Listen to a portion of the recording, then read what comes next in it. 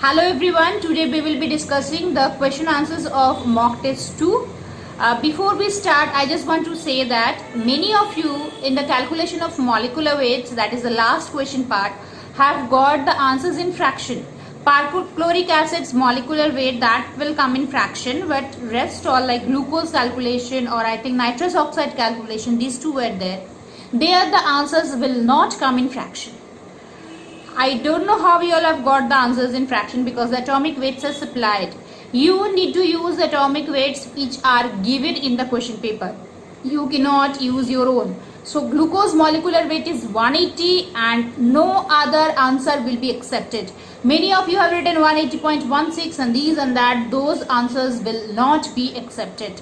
So it is 180 and only one answer. So I'm very much disappointed by seeing all those because you all are not giving the exam seriously. That's what I found.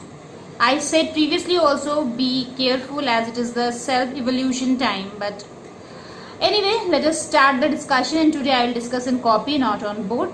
Here are the answers of mock test 2. First question was fill in the blanks. It was of 5 marks. So these are the answers. First answer was chemical equation. Second question was number of radicals in ammonium phosphate. You need to write how many radicals are there. So the answer will be 4.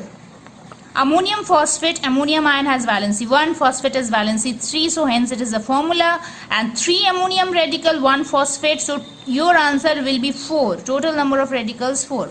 Example of an element with variable valency. There are many. You can write iron, you can write tin. You can write copper also. Many are there. Atomicity of iron is 1. And iron is a metal. All metals are monoatomic. So atomicity of iron is 1. The type of reaction when silver bromide undergoes decomposition. The answer is photolytic reaction or photochemical reaction also you can write. Photochemical reaction will be best to write because their application of light or due to presence of sunlight or photons, the silver bromide, a compound, gets decomposed. So don't write decomposition reaction because it is already mentioned here. So answer will be photochemical reaction. Now you need to write the color of residue. Previous question 1 mark for each. Here also 1 mark for each. You need to write only the color of the residue forms. Now lead nitrate itself a white color, but the answer of the residue color of the residue is yellow because lead oxide forms on heating lead nitrate, that is yellow in color. Calcium carbonate itself also white and the residue forms, that is also white. Blue vitriol, its color is blue, but on heating the residue generates, the color is white. Copper carbonate, it's a green, but the answer as the residue forms, the color is black. So these are the 4 answers. Next you need to mention only the reagent for these 3 pairs of compounds. Those who are facing problem, I have already made a video only on this topic. Make sure you have watched that, and also we have discussed many. All these were discussed in classes, the old videos in chapter 2 classes. So the first question is sodium chloride solution. Check here, solution word is written, sodium sulfate solution. Best if you add barium chloride solution. That is best if you mention barium chloride solution. If you are writing dilute HCl, there will be no change. I have seen many of you have written dilute HCl. That's completely wrong. Silver nitrate also we cannot use here because silver chloride is a white precipitate. Silver sulfate also gives a kind of hazy solution. So it will be quite difficult to distinguish between them. So here best is to use barium chloride solution. Next is carbon dioxide and sulfur dioxide. There are 2 options, 2 ways by which we can distinguish them. One is KMnO4 solution, another is dichromate solution. So you can write any one of them. Any one of these 2 answers are correct. Any one, KMnO4 or K2Cr2O7, any one will be correct. Zinc and copper, that's very simple because zinc is above hydrogen in activity series whereas copper is lower than hydrogen in activity series. So it's quite obvious copper will not react with dilute acids. So simply you can add dilute HCl or you can use dilute H2SO4. Any dilute acid you can write. You need to write the name, dilute hydrochloric acid or dilute sulfuric acid. Any one will be accepted as reagent.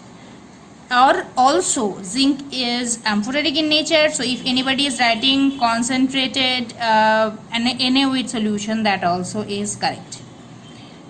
The fourth question was calculate relative molecular mass of all these substances and a percentage composition problem. Now to tell you that many of you have written the molecular weight in fraction, just that already I have mentioned in the beginning, but the answer is 180 and no other answer will be accepted. Only this answer will be accepted, no other answer. You also know and I also know how you all have got those fractions. Here atomic weights are supplied.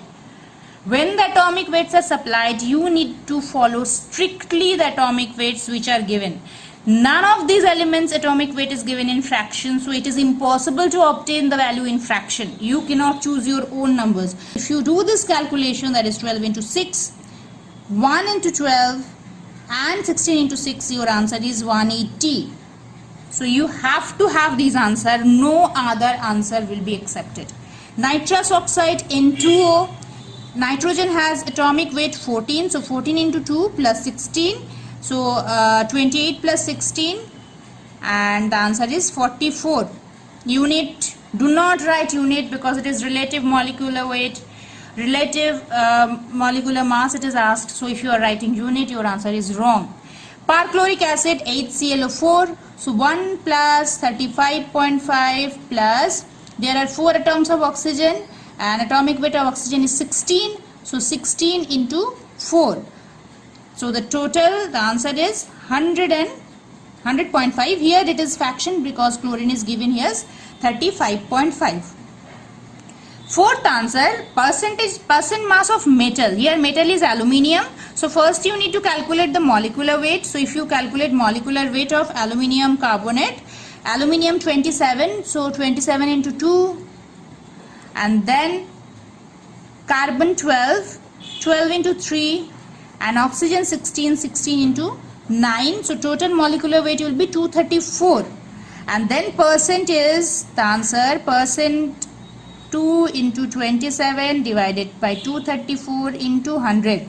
So your answer will be 23.07, or you can get 23.0769 or 23.078 at 077. That's any one answer will be accepted. Or if you are writing 23.08 also correct, this is also correct, this is also correct. So that's about this. Each question carries 2 marks. Here you need to write only the answer. So in your unit test, in the coming unit test, you will get these type of questions only which are discussed in mock test 1 and in the mock test 2. So keep revising, take care and all the best for your exam. Bye.